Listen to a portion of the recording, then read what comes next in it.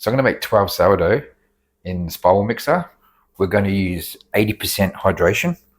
Usually I do 76, but for this video, we will do 80%, which is 4.2 liters of water compared to the 76%, which is 3.960.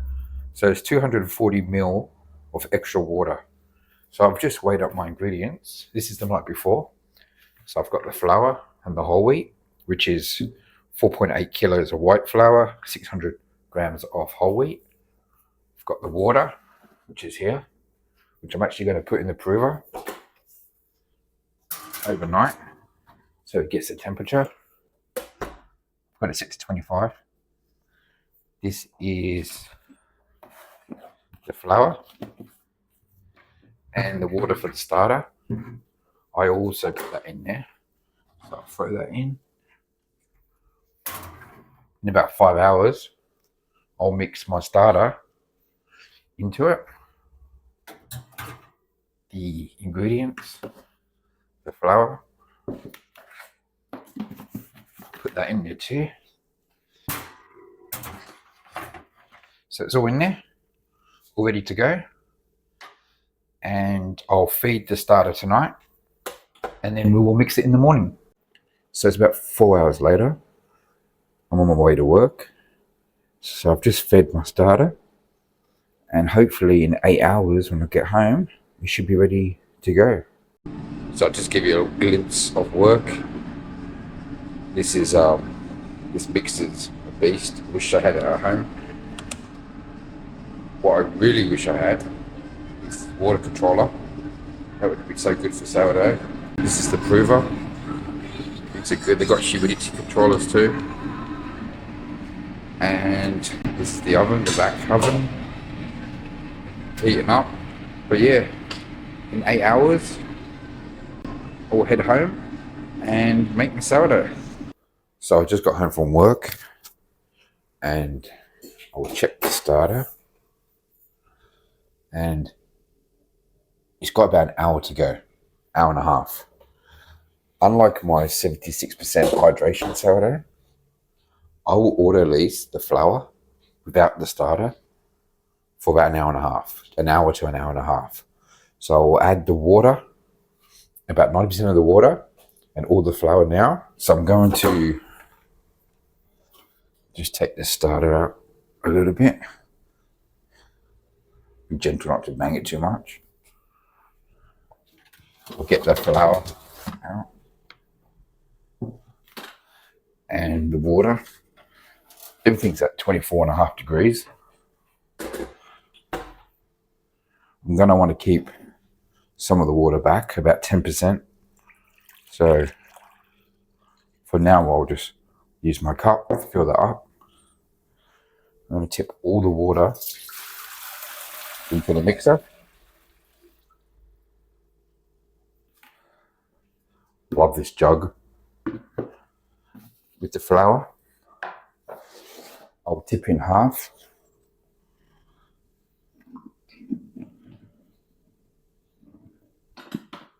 So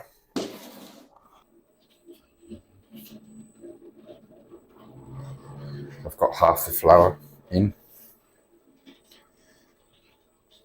See how the starter's starting to flatten out? It's almost ready.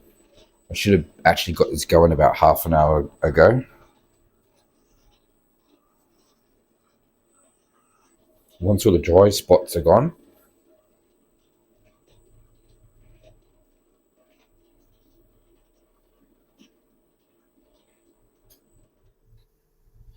I'll add the rest of the flour.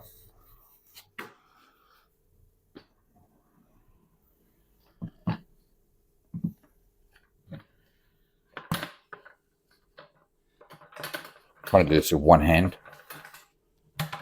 Yep.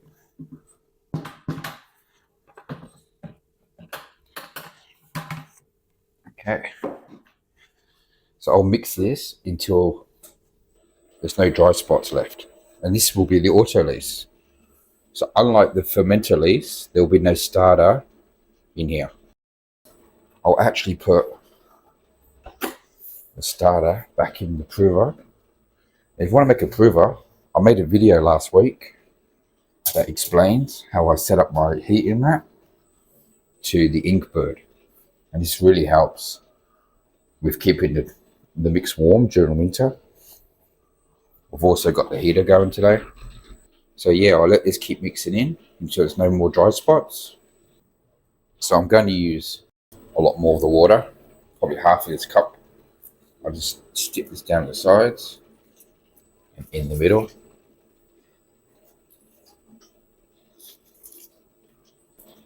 I really want to auto lease this because there's a lot of water, like 4% more than my usual, which is 76% hydration. This is going to be 80.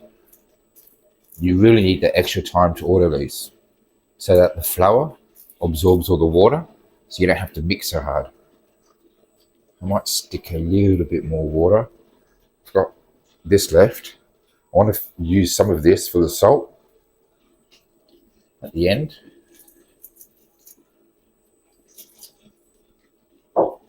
So I'm going to scrape this down.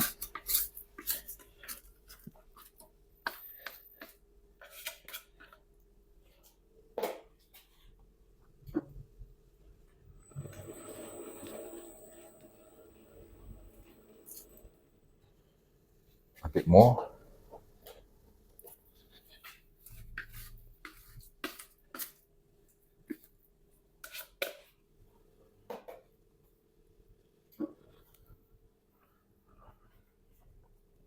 I'll put a towel over the top and we will auto lease this for about an hour. But first I'll set an alarm for half an hour and come back in half an hour and see how it looks.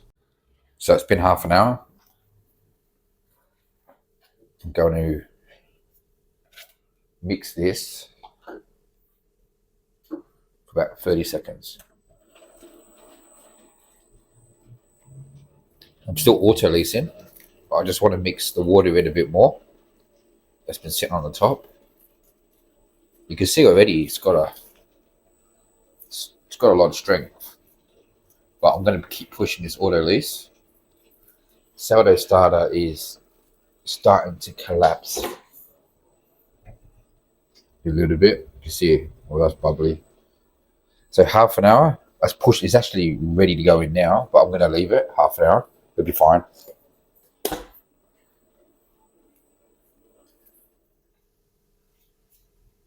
I'm going to add a bit more of this water into here.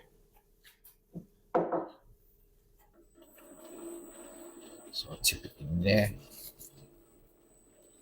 down the sides.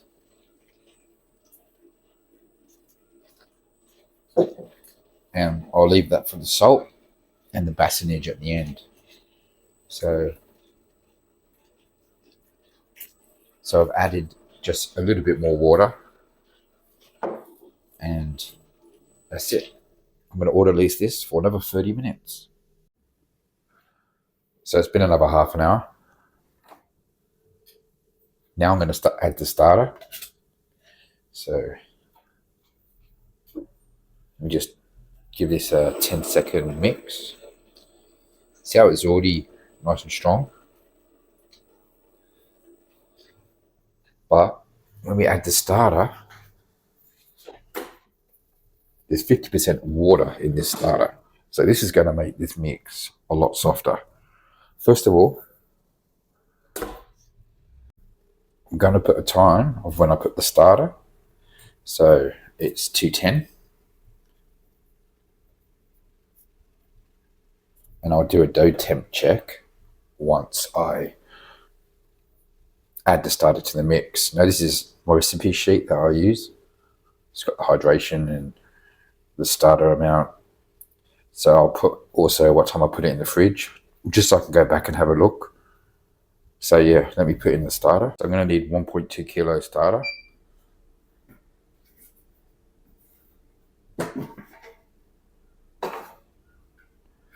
If you look at the starter, it's nice and active. So let me try and do this with one hand again. It needs 1.2 kilo.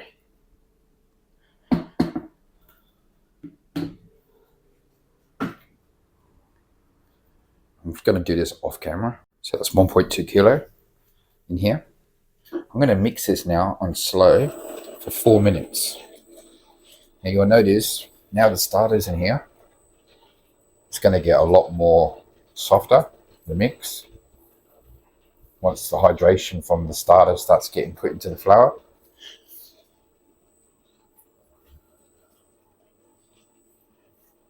I've still got the salt to add. That's here. And I have the remaining water. I might add a little bit of this water into the sides. And I'll keep this back for the salt, because we're still going to leave this another half an hour to now auto release with the starter.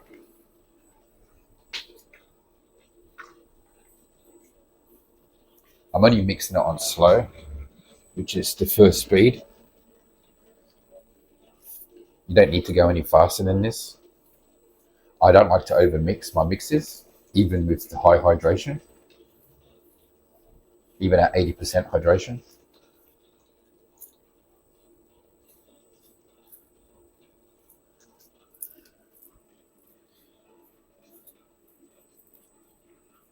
I should mention my room's at 19 degrees, but I've managed to, it should be a lot lower. I've got the heater going, and my ingredients obviously in the prover is starting to soften up now.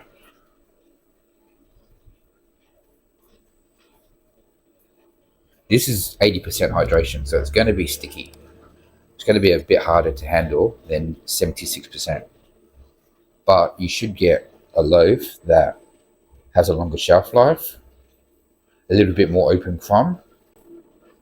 I prefer 76% hydration myself, but I'm only doing this 80% for the video. So it's almost 4 minutes. My alarm should go off very soon, which it is. So I'm going to stop that. So we're going to do a dough temp check. Obviously, it's not going to look great just yet. It's not fully mixed. We've got to add the salt. We've got another half an hour of auto release to go. So this dough is sitting at 21.7 or so. It has dropped temperature. This room is cold. I have tried to keep it at 24, but obviously it's going to drop, especially when we're auto releasing for so long outside the prover. But yeah, it's not too bad. So 21.6. I'm going to write this here, 21.6. And so I'll cover this up, leave this to auto release for half an hour, and then we will add the salt and the remaining water. So now I'm going to add the salt. I will just throw it on the top a bit.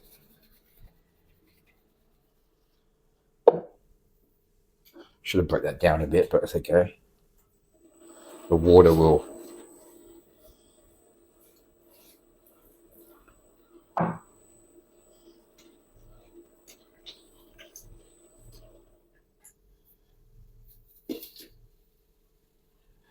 I'm going to mix this for 2 minutes while adding water to the mix. Give it a quick scrape. You can really see the difference in the 76% and the 80% hydration. This is technically like a stretch and fold for my first hour or so.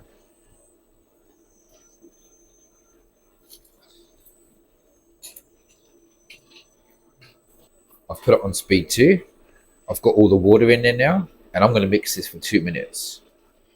When you got higher hydration, you can mix for a bit longer than when you've got a lower hydration. And yeah, it's coming along nicely. I'll come back after 2 minutes.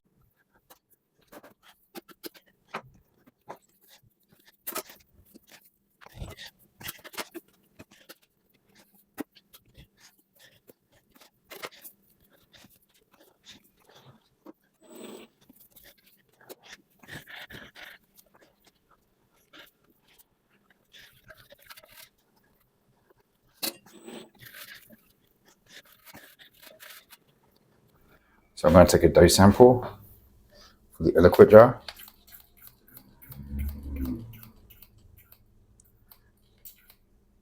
And I'll break it off here. It's good. Put the cap on the bottom. It's a little bit over the zero, but that's okay. I'll remember that when I'm watching it bulk.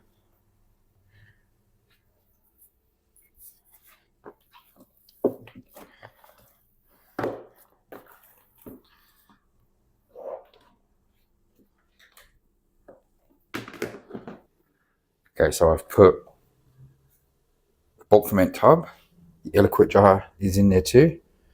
And yeah, we will come back in half an hour and do a stretch and fold. I want to do at least 3 or 4 folds on this, but we will read the dough and we will see how it is, because we've done a lot of mixing.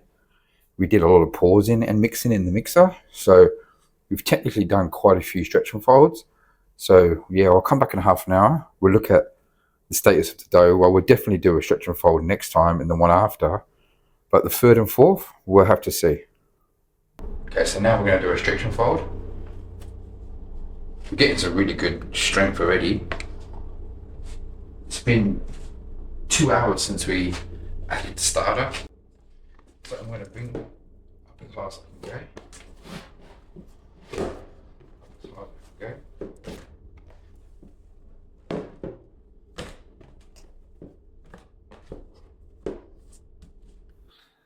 So I did a dough temp check and it's sitting at 22 degrees, which is about 2 to 3 degrees lower than I usually like. The prover is set to 24. It's not a big deal. It just means that it's going to take, where it usually takes 6 hours. I was expecting 8-10 to go in the fridge. It's probably going to go an extra hour and a half to 2 hours because it's a lower temperature, but that's okay. It's very hard to keep the 25-degree temperature when you're doing the high hydration and you're doing a lot of auto leasing. It's sitting outside at room temperature, especially in winter. If it was warmer or summer, it'd be a lot easier because you just put ice in the mix. But yeah, but it's not a big deal. Sometimes you can't get it perfect every single time, and the bulk ferment's just going to take a bit longer. So it's half an hour later. This won't start rising for like another hour or so. That's normal.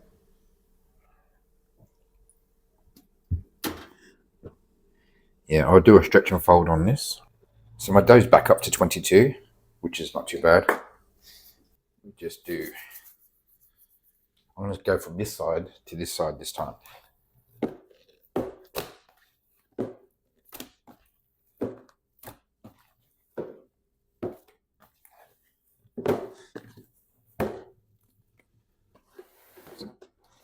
I'm going to do it from this angle too. The mixer did a great job of forming the gluten, so I'm not having to go too high up. But yeah, this is really coming along nicely. And I'll put that back in the prover. I am going to do another half an hour and maybe a stretch and fold in half an hour, but we'll see how we go. As I'm only doing one tub, I've moved this wire to a high level. I just want to keep this bulk ferment as far away from this heating mat as possible. So yeah, we'll come back in half an hour, do one more stretch and fold. So I left this 45 minutes this time. This is starting to rise a little bit. And we've got some fermentation going on here. We've got the bubbles. This will probably be the last stretch and fold.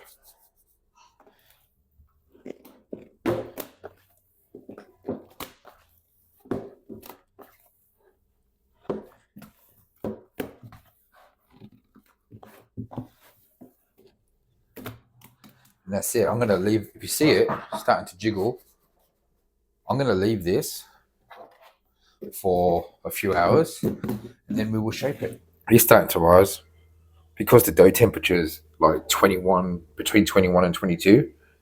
This is taking a lot longer than I was hoping, but that's how it is sometimes. I did give it a gentle fold. I didn't want to knock any air out, So it wasn't a stretch and fold. It was more of just bringing it up and down. Temperature is at 23 degrees almost. So the prover is bringing it back up to temperature. And we've got a few bubbles on top. So still got a little bit to go. Hey Tyler. So we're going to do a test on this batch because I'm not doing wholesale. This is just for the YouTubes. So I want to take 4, I want to make 12 loaves. I'm going to prove all 4 at different levels. This is about 30%. So I want to prove 4 of these into the Banneton at 30%. So I'm cutting this at 850. Just going to take 4 and put it back in.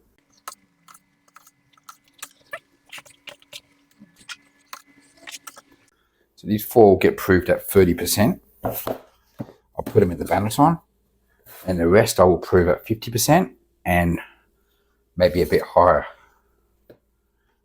Here we go. Might just give this a quick, not gonna, just want to fold it in on itself. Don't want to take any air out. I'll keep proving that till 50%.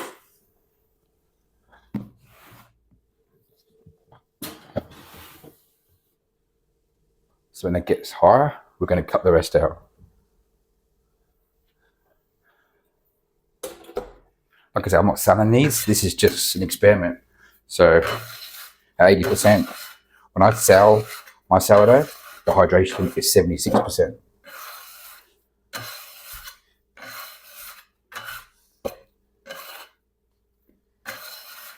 It'd be interesting to see what this dough feels like when it's proofed at 50%, because it's getting a little bit sticky as it is. But I'll leave that for 15 minutes and then I'll put it in the Banneton. So this will be the 30% proof. We'll do a 50 and a 60. Probably go a bit higher than 60, but I'll put 60 there. So these will be the 30. I'll put them in the Banneton. This isn't as sticky at 30% proof.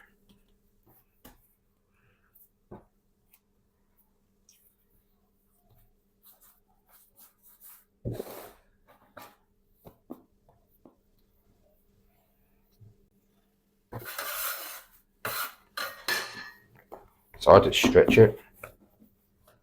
I fold this part over like so. I stretch these out. And then grab that one over. Some people like to stitch the middle. I like to stitch just and then thumb it in the middle. So I'm going to make sure I use the baskets with the lines, because the linen, sorry, because they're just going to stick here. I'm not using rice flour, I'm using plain flour.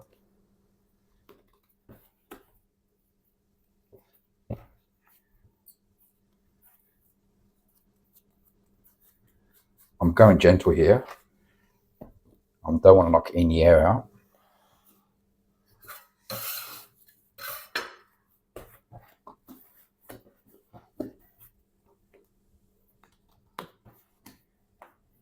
This is a bit stickier. It's going to be much more stickier when we get to 50% proof on the bulk ferment.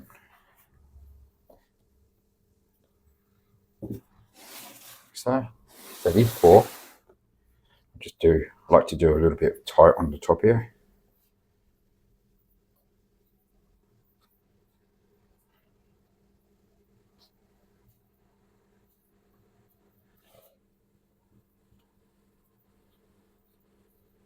Like so. Now that my fridge is behind me, it's much easier to put them in. So these 4 will be, I've written the tag so we don't forget. These will be the 30%. The next shelf I'll put 50 and 60. And in 16 hours we'll bake them off. But first I gotta, let's see what this is at. This has still got another half an hour to go before I start molding the next 4. So we're at 40%. So I'm going to pre-shape all 8 of these. Even though I'm going to prove them at different levels, 40 and 50, do the 51 in the balance one. If you look at this, there's a lot of activity.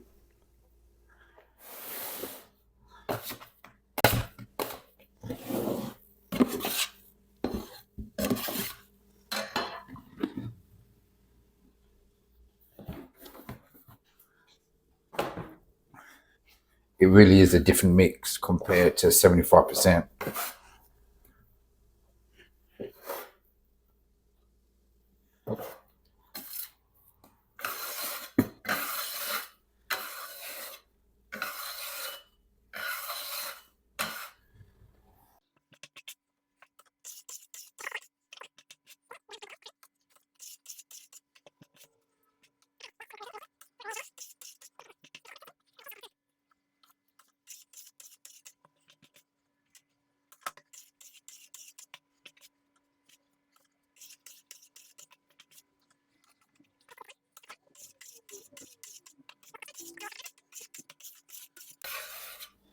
So I'm going to let this sit for about 15 minutes. And then these will prove to 60%, but we'll do that in the balance one, because it will get harder to shape as they get bigger.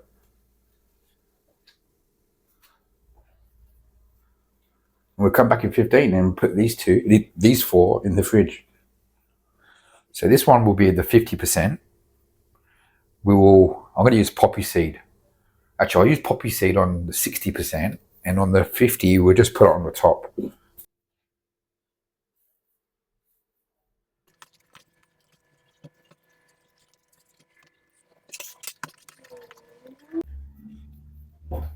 It's quite nice to work with.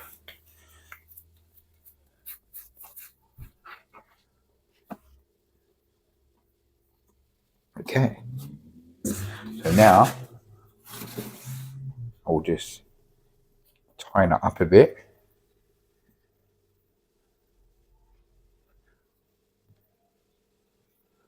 There's a lot of air in it. You can see it by the wiggle.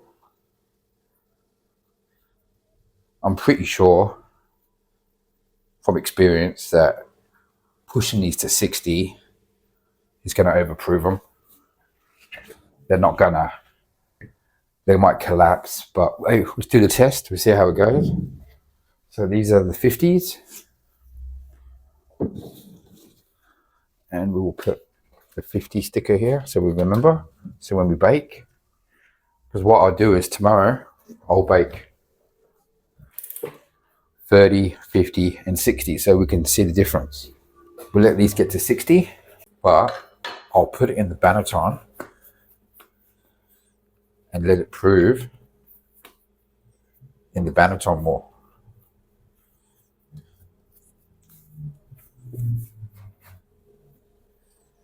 I love poppy seeds.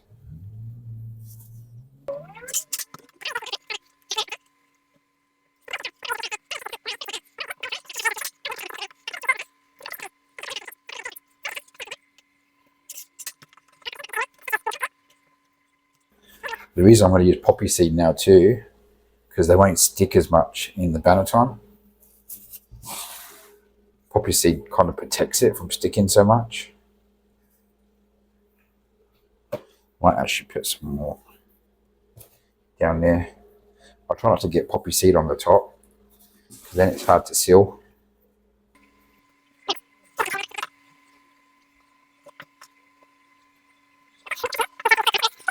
Cover them up, and when that'll be about half an hour or so, we'll put them in the fridge.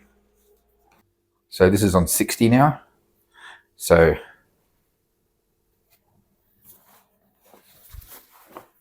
I'll just tighten them a bit before I put them in the fridge.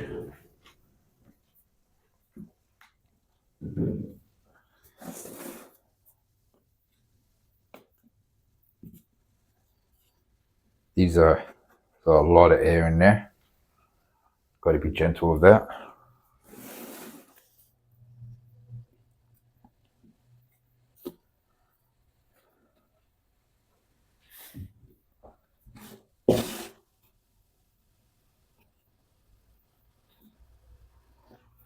Okay. And these are the 60s. So I'm going to bake these in 16 hours. Not my usual 24. I want to do it in 16. So we'll do that tomorrow. So I've had the oven preheated to 250. It's about 2.5 hours. That is ready to go. Let me just put a temperature check. It's way above 250, so that's good. So it's been 18 hours. We'll take the 30 ones out first. Put those there.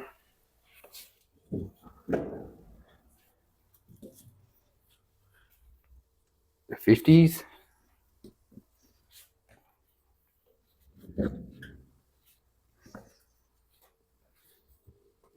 It's a lot easier having the fridge behind me now with my new layout. Like so.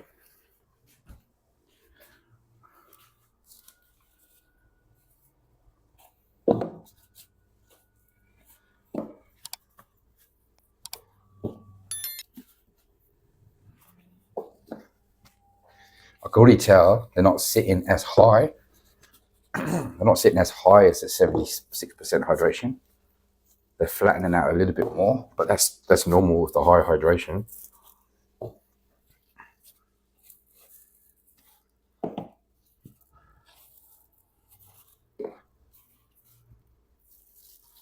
I love poppy seed.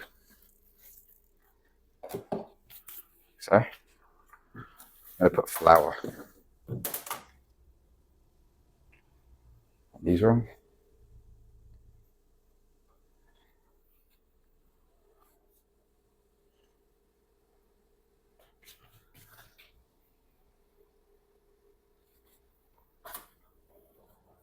On these ones, I will put the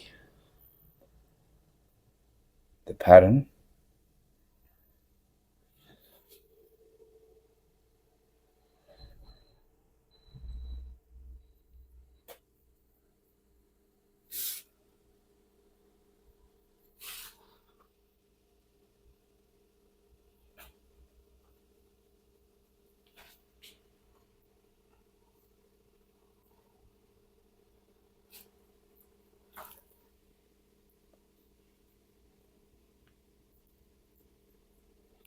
I won't do it on all four.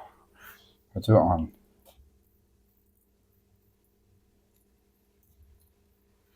It's hard to see on these.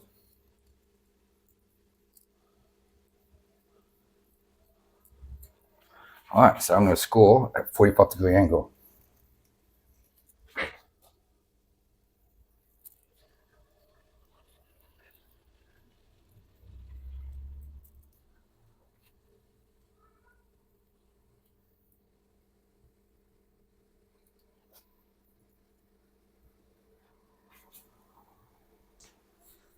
So.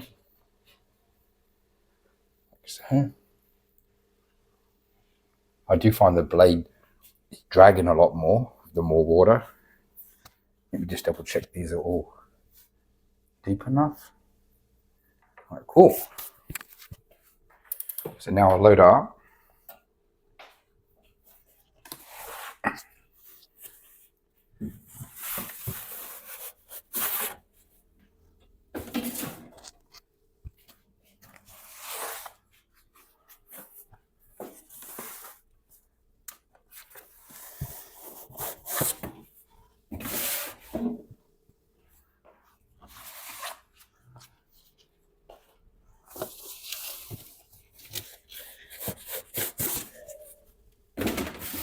I'm going to drop this down to 220.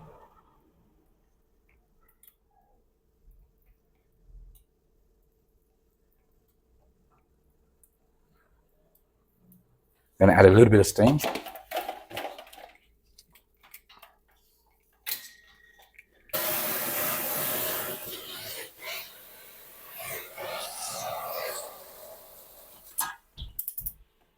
And I'll bake that for 25 minutes.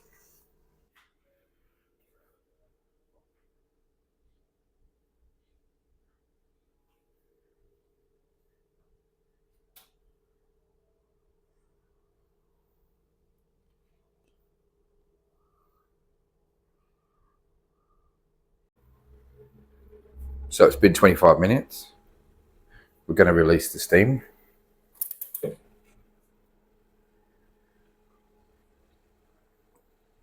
Yeah, they're really looking good.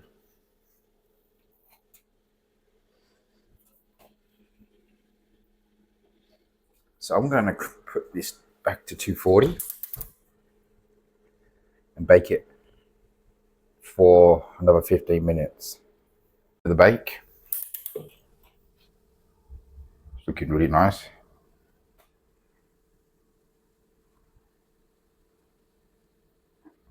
I'm actually going to turn the oven off and just leave them in there for 5 minutes. Because with high hydration, the water from the crumb will escape a little bit more and it will soften it. So I want to make the crust as thick as possible so it doesn't collapse. They're pretty good.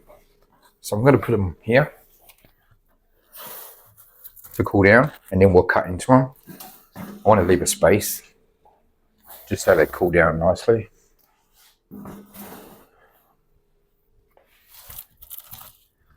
That was the 30% proof.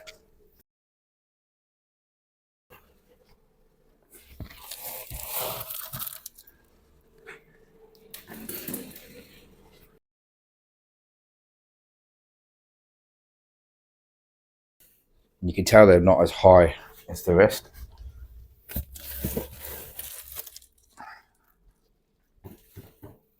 Yeah, so we'll let these cool down and we'll cut them up later.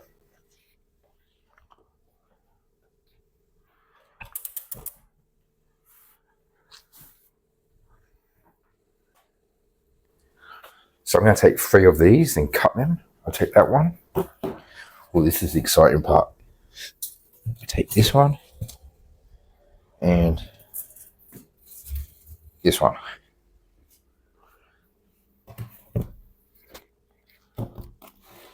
So we've got the 30, the 50, and the 60. So let's try the 30 one first.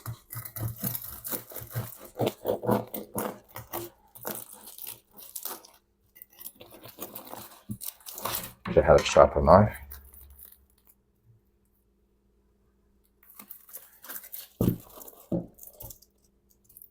This is the 50%.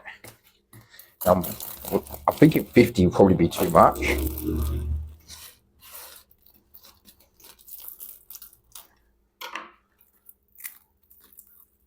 So it's getting a bit tighter because it's getting overproofed. 60, definitely. But still nice. It's a lot tighter. So that's too much. So proven to 60% was too much. 50% was okay. But definitely the 30 to 40% was better. And that's it. Personally, I'd still stick to 76%. But overall, let me just...